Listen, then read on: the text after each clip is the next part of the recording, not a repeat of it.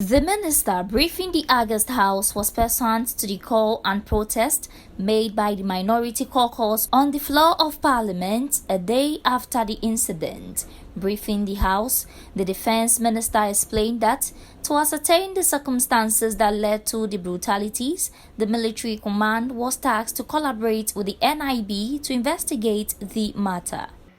Mr. Speaker, to ascertain the circumstances that led to the brutalities, the Military High Command was tasked to collaborate with the National Intelligence Bureau to investigate the above-mentioned case.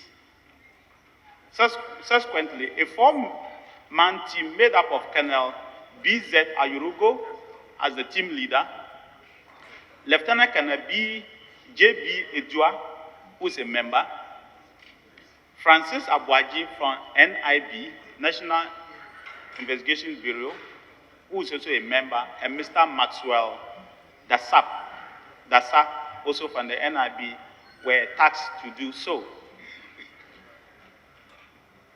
Mr. Speaker, the team arrived in WA on Sunday, the 4th of July, 2021, and received its initial briefing by the commanding officer of the 10th Mechanized Battalion.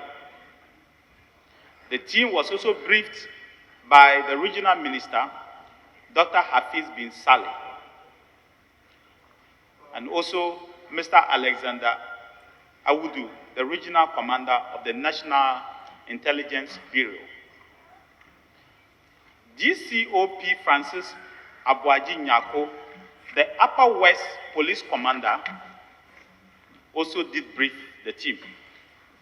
Mr. Speaker, the team also visited Mr. Gafaru Mohammed, one of the victims who had surgery on his right fractured thigh and had been on admission at the Upper West Regional Hospital since Friday, the 2nd July 2021.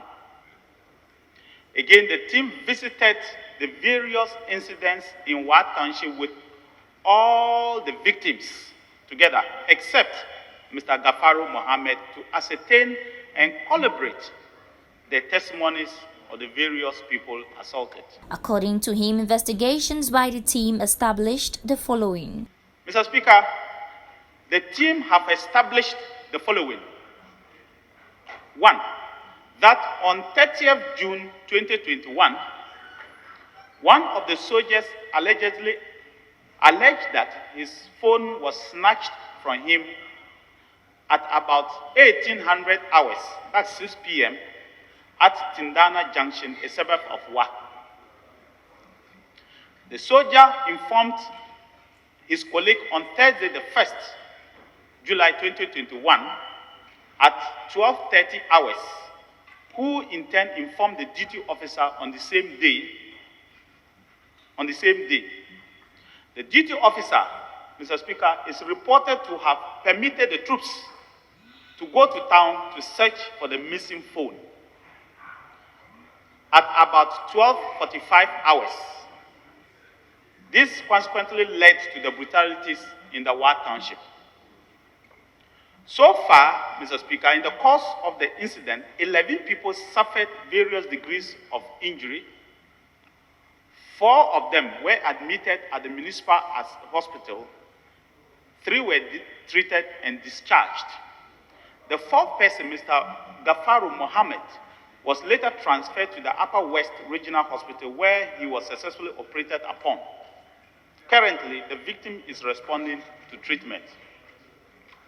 Additionally, Mr. Speaker, victims interrogated have reported the loss of 13 mobile phones, a tricycle motor, and an amount of 1,460 Ghana cedis.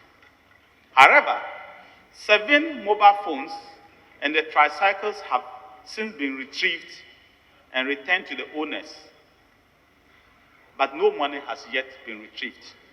Again, with the exception of the duty officer, all personnel who were on duty on the day of the incident have been charged, tried and punished as appropriate. Again, Mr. Speaker, with the exception of the duty officer, all personnel who were on duty on the day of the incident have been charged tried, and punished as appropriate.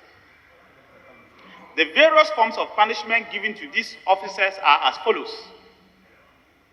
Mr. Speaker, the orderly sergeant, who was a staff sergeant, has been reduced to corporal. It's big, 10 years difference.